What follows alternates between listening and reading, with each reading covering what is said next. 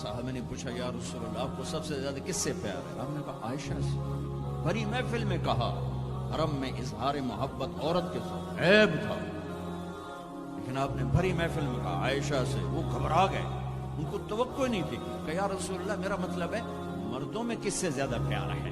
تو آپ سمجھ گئے کہ اس کو میرا جواب ہضم نہیں ہوا، تو آپ نے یہ نہیں کہا ابو بکر سے، آپ نے کہا عائشہ کے سے سب سے زیادہ۔ لوگ کہتے ہیں حکومت بدلو انقلاب آئے گا، ہم کہتے ہیں دل بدلو انقلاب آئے گا۔ یہ دل اللہ کو دے دو، پھر توپ کے دہانے ہوں یا ایٹم کے، موت تمہیں سب سے خوبصورت پیغام نظر آئے گا۔ عاشق ہوں میں عشق کماویں، دل رکھیں وانگ پہاڑاں ہو، سہ سہ بدیاں ہزار لامیں، کر جانے باغ بہاراں ہو، منصور جہے چک سولی دتے، جڑے واقف کل اسراراں ہو، سجدے سر چائیں نبا ہو، تے کافر کہن ہزاراں ہو، عاشق سوئی حقیقی جڑا، قتل معشوق دا مننے، سر نو جوڑے تے مکھ نہ موڑے، توڑے سائے تلواراں کھنے، سچا عشق حسین دا باہو، سر دتے تے راز نہ بھنے۔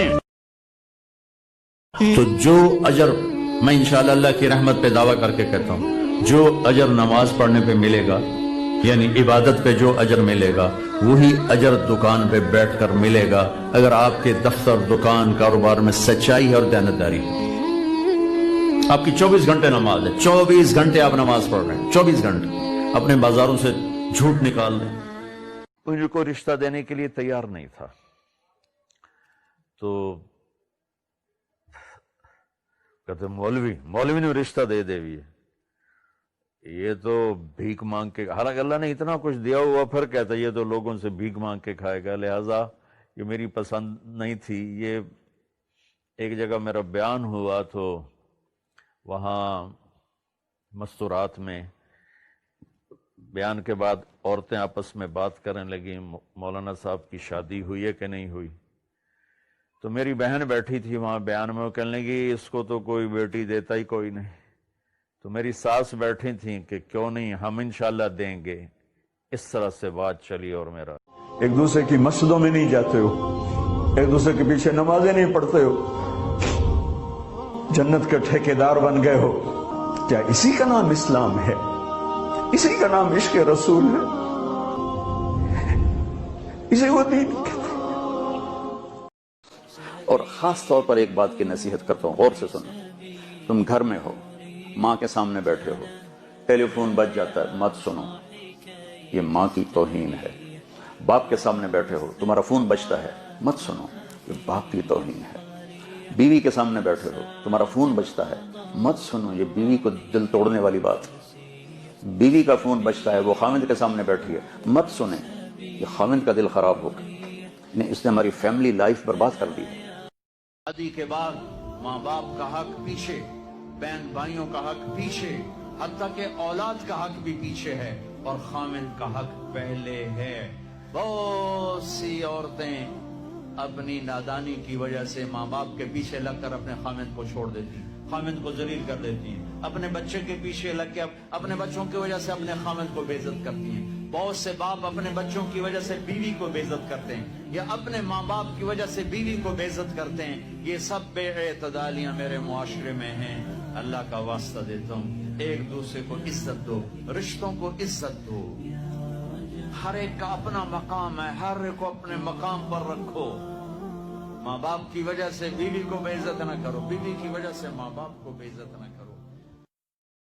پر تبلیغی جماعت نال چلنا، میں کہا تو جا، میں نو معافی دے، میں نہیں جانتا۔ ہمارے پنجابی کی مثال ہے، کبے نو لت لگی، وہ سدھا ہو گیا، وہ اس کی زبردستی میری ہدایت کا ذریعہ بن گئی۔ اللہ نے مجھے اس راستے پہ چلا دیا، نہ فیملی بیک گراؤنڈ ایسا، نہ اپنا ذوق شوق ایسا۔ جب ہمارے ہاسٹل میں فنکشن ہوتے تھے نا میوزیکل، تو کئی لڑکوں کو گانے کا شوق ہوتا تھا تو وہ گاتے تھے، میں بھی گاتا تھا، تو صرف میں اکیلا تھا جس کی ڈیمانڈ 2 دفعہ ہوتی تھی کہ طارق جمیل اگین، تو پھر میں 2 دفعہ گاتا تھا اور باقی بس ایک دفعہ۔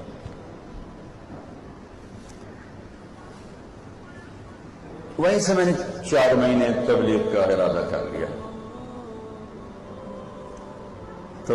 میں تو دین سیکھنا چاہتا تھا، میرے باپ نے مجھے گھر سے نکال دیا، میں کوئی چور ڈاکو بننے نہیں جا رہا تھا، لیکن ماں باپ سے بھی خواہشات ٹکرائیں تو وہ نکال دیتے ہیں۔ 23 نومبر بروز ہفتہ 1972 صبح کے 9 بجے میرے دل پر نقش ہے، 18 سال کی عمر میں باپ گھر سے نکال دے، نکل جاؤ، تو مولوی بننا ہے تو میرے گھر ہی نکل جاؤ۔ میرے نبی نے کہا علی طلاق سے بچنا، جب طلاق دی جاتی اللہ کا عرش کانپ اٹھتا ہے کہ فیملی ٹوٹ جاتی ہے، نسل خراب اور برباد ہو جاتی۔ کون ہے جو یہ دعویٰ کرتا ہے کہ میں تیری شہرک سے زیادہ قریب ہوں اللہ کے سوا؟ کون ہے جو یہ دعویٰ کرتا ہے کہ بحر و بر کی سنتا ہوں اللہ کے سوا؟ کس کے پاس یہ دعویٰ ہے کہ کائنات کے ذرے ذرے پر اس کی نظر ہے سوائے اللہ کے؟ کس کے پاس یہ دعویٰ ہے کہ وہ خزانوں کا مالک ہے سوائے اللہ کے؟ کس کے پاس یہ دعویٰ ہے کہ طاقت کا وہ مالک ہے سوائے اللہ کے؟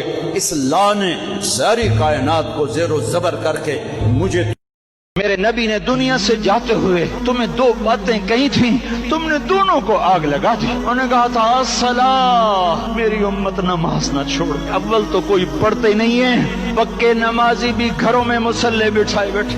مسجد کی اذان آ رہی ہے، 95% تو جاتے نہیں ہیں، 5% میں پھر 50% گھروں میں مصلے بچھا کے بیٹھے ہوتے ہیں۔ نماز گئی، پرواہ کوئی نہیں، بیٹے کی نماز چلی گئی، کوئی پرواہ کوئی نہیں۔ وہ امتحان میں فیل ہو گیا، باپ کی بھی نیند اڑ گئی، ماں کی بھی نیند اڑ گئی، اس نے فجر بھی نہیں پڑھی، زور بھی نہیں پڑھی، عصر بھی نہیں پڑھی، مغرب بھی نہیں پڑھی، عشاء بھی نہیں پڑھی، ماں بھی خوش، باپ بھی خوش۔ کیسا باپ ہے یہ، کیسی ماں ہے؟ تمہارے نبی نے جاتے ہوئے کہا تھا الصلاۃ، نماز نہ چھوڑنا۔